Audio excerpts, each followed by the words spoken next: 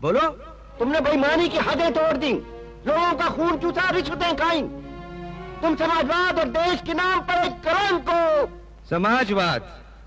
हमारे देश में समाजवाद कहाँ है?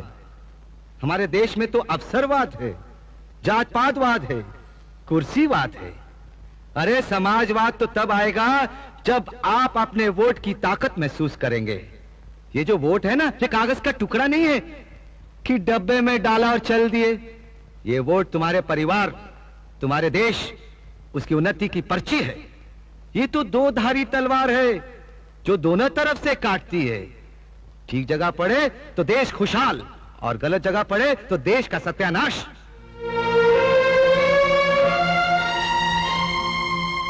अरे भाइयों, हम तो आपसे एक सवाल पूछते हैं।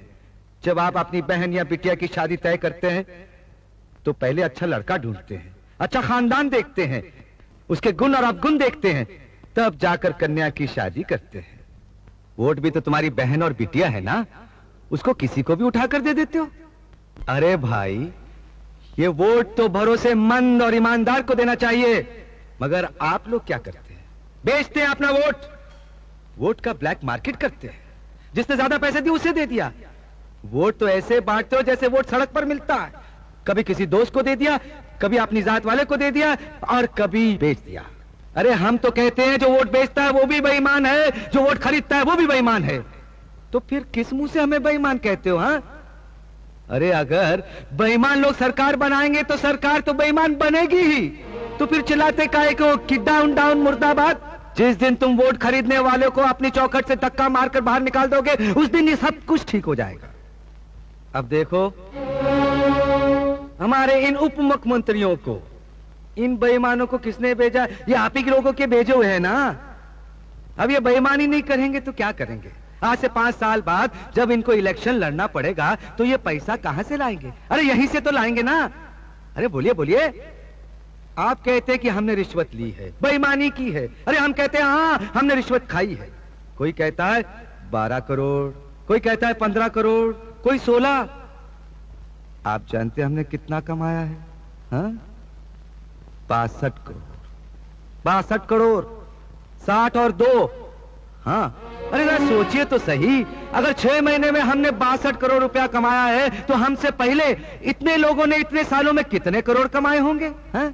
हिसाब लगा सकते हैं आप? अरे जब आप हमारा हिसाब नहीं लगा सके तो उन लोगों का हिसाब कैसे लगा सकते हैं? अरे हम तो कहते हैं उन लोगों से हिसाब मांगो, हम तुम्हारे साथ हैं, हम भी मिलकर हिसाब मांगेंगे। क्यों? क्योंकि अब हमें पता चल चुका है कि ये रुपया, ये पैसा कमाने का तरीका कौन से रास्ते से होता है। हाँ, बेईमानी का पैसा किस रास्ते से कमाया जाता है, ये अब हमें पता चल चुका है। आप लोग कहते हैं कि हम बेईमान हैं। हाँ, आप क्या कहते हैं? आप धर्म के अवतार हैं। आप क्या कहते हैं? आप न्याय के देवता हैं। आप क्या कहते हैं? आप ईमानदारी के पैगंबर हैं। कोई कहता है हम न्याय के देवता हैं, कोई कहता है कि हम धर्म के अवतार हैं, कोई कहता है ईमानदारी के पैगंबर हैं, मगर हम क्या हैं? हम बेईमान हैं। हम भी जानते हैं, आप भी जानते हैं, लेकिन ये नहीं बोलेंगे। सुन लिया आप लोगों ने? क्योंकि हम इनका कच्चा चिट्ठा जानते हैं ना, इनका बांडा फोड़ सकते हैं। इसलिए तो हम इन बेईमानों के मुखिया बन गए। पर हमारी बेईमानी की कमाई गई कहां? क्या हम निकल गए? अरे हराम का पैसा तो कोर्ट बंद के सामने फूटता है, हमारे सामने भी फूट सकता था। हमारी बिटिया की शादी हुई, हाँ? क्या हमें पता था? क्या हमने 10-20 लाख रुपए का तोहफा दे दिया? क्या 10-20 लाख रुपया दहेज में दे दिया? नहीं। उसमें सरकारी बैंड बाजा बजा? नहीं। सरकारी गाड़ियां भागी? सरकारी पेट्रोल फूका? नहीं। क्या उसमें पुलिस या सरकारी अफसर चपरासियों की तरह इधर उधर भागते रहे? नहीं।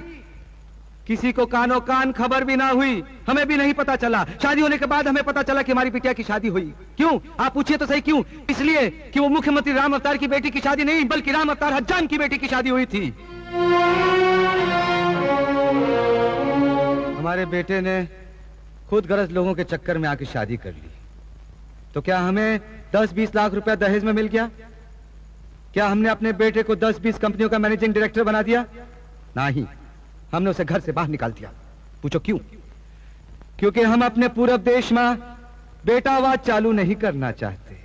भारतीय राजनीति में ज्यादातर मुख्यमंत्री और मंत्रियों के बेटे से ही बेईमानी शुरू होती है। गांधी मैदान और रेलवे स्टेशन तक गिरवी रख देते हैं भगवान जी की दया से, जगन्नाथ जी की दया से। मगर हमने वो रास्ता ही बंद कर दिया। ना बेटा घर में रहेगा, ना बेईमानी शुरू होगी। अरे हमने बहुत बड़ा त्याग किया है मुख्यमंत्री बनने के लिए।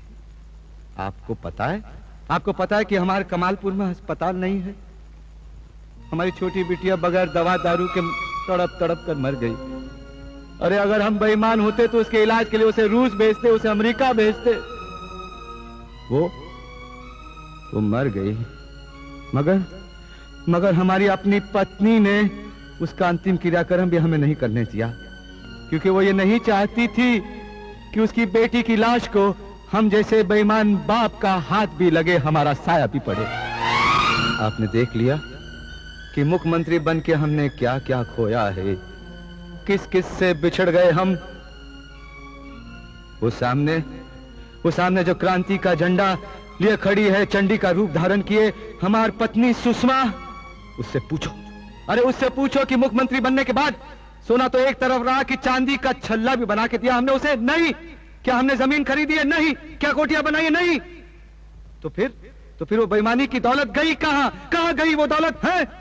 भाइयों, हमने उस कमाई का एक पैसा भी खर्च नहीं किया है। एक एक पैसे का हिसाब है हमारे पास। क्यों जानते हो क्यों? क्योंकि हम अपनी पत्नी को अच्छी तरह जानते हैं। हमें पता था कि एक दिन वो हम पर जनता की फौज लेकर चढ़ उठेगी, इसलिए एक एक पैसे का हिसाब हमने तैयार रखा है। उसे जनता के सामने शर्मिंदा नहीं होने देंगे हम। सुषमा, तुम्हें अपना सर नीचे झुकाने की कभी जरूरत नहीं पड़ेगी। उस दिन तुम हमारे मुंह पर अखबार का चित्रा मारकर चलेगी और यह भी नहीं पूछा कि मुख्यमंत्री बनने के बाद आप ऐसा क्यों कर रहे? यह पूछती तो हम इसे बता देते। हाँ, हम बेईमान हैं। हमने बेईमानों के साथ बेईमानी की है। अरे डाकुओं के घर में डाका डाला है। हम ये नहीं कहते कि राजनीति में सब बेईमान है, खराब है। नहीं, बहुत से शरीफ लोग हैं, ईमानदार लोग हैं।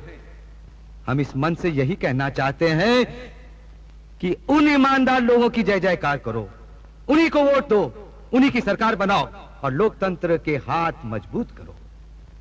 पर वो ईमानदार लोग भीख का प्याला लेकर वोट मांगने के लिए तुम्हारे दरवाजे पर नहीं आएंगे।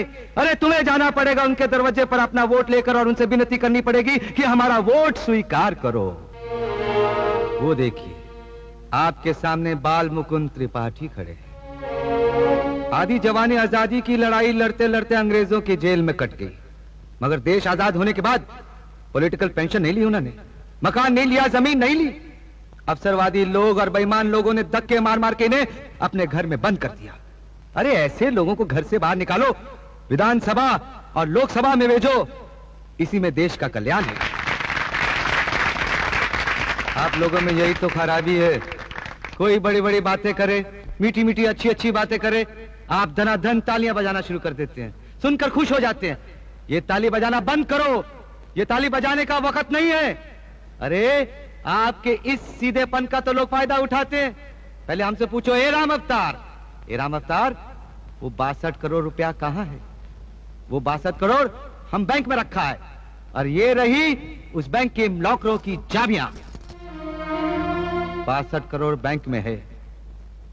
अब कहो कि हम बेईमान हैं, रिश्वतखोर हैं, धोखेबाज हैं, बोलो। अगर लोगों को कुर्सी पर बिठाने का हक आप लोगों के पास है तो उनको कुर्सी से घसीट कर नीचे फेंकने का हक भी, ताकत भी आप लोगों के पास होनी चाहिए। ये रही आपकी कुर्सी और ये रही बैंक के लॉकरों की चाबियां। अरे भैया, हम तो एक नाई हैं। हमारा पेशा आदमी के शरीर की गंदगी को दूर करना है, साफ करना है। हम अकेले देश की राजनीति की गंदगी को साफ नहीं कर सकते। ये गंदगी, ये मैल आप लोगों को मिलकर दूर करनी होगी। क्रांति कुमार जैसे क्रांतिकारियों को करनी होगी, बाल मुकुंद त्रिपाठी जैसे गांधीवादियों को करनी होगी। भाइयों, आइए आज जनता की खुली अदालत में इन बेईमानों की किस्मत का फैसला भी हो जाना चाहिए।